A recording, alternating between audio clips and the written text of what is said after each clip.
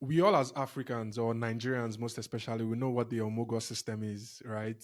I even saw way back, I think it was like 2 3 years ago, where you gave like a three-part series talking about the pros and cons of the Omugwo system. And for the purpose of this conversation, can you please take a little bit of time to like elaborate on the pros and the cons, basically, of the Omugwo system? Yeah, so the Omugwo system, for those people who might be listening or watching this and may not understand it, is a system in many African cultures, particularly Nigerian culture, where the mother-in-law or the mom of the new mom, the mother of the new mom comes and spend at least 3 months to 6 months with the mom to help her adjust to motherhood, teach her how to bathe the child, help out with cleaning the house. Now, this is a really great thing. I really encourage. I'm a big proponent of the Omugwo system because I think that moms deserve that support. They need that support after childbirth. So it's a great thing. The pros is evident, yeah. So the mom is sleeping better. I remember when my elder sister had a baby, my mom went all the way to Canada to spend some time with her. And she thought it was great. She's sleeping better. The baby's with the mom, with the grandma. Grandma is staying up all night tending to the baby while the mom sleeps. Both parents get to sleep, actually. Again, the baby's in a different room, so the mom is not even listening to the baby cry. The mom is sleeping soundly. Grandma is taking care of all those things. The chores around the house, grandma is helping out with the chores, and in the house. Yeah, so mom's not experiencing all the postpartum stress that comes with doing chores and tending to the baby. The anxiety that comes with trying to figure out what's going on with the baby when the baby is crying, you don't get to experience too much of that because grandma is there trying to explain to you what's going on with the baby and why the baby might be crying. She has more experience, can educate you. It's almost like an internship for 6 months where you get to learn about the baby from somebody who's had multiple babies or has some experience with motherhood.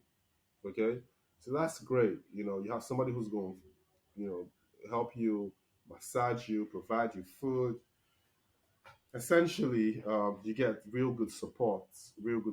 And a lot of moms adjust quicker to motherhood when they have the right maternal support from their own mom or their mother-in-law.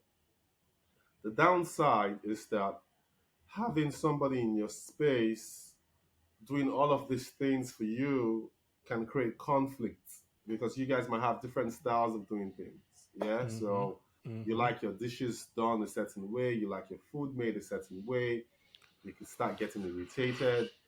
Again, you might be going through postpartum depression. Your mother-in-law may not understand what that is, and she might be judgmental. She might say something mean. She may say something thoughtless, and create conflict. You may not be in the mood for a lot of chit chatting, and she wants to talk, and she thinks you're being rude, or that you're not being appreciative of her effort being there, and conflict can arise. She can tell you you're not doing enough, make you feel inadequate, make you feel like you're not taking care of her son. If it's your mother-in-law, if it's your mom, she might be trying to provide unsolicited advice on how you can run your family. All of that can create tension. And all that tension creates more stress, more anxiety for the mom, makes the mom feel guilty.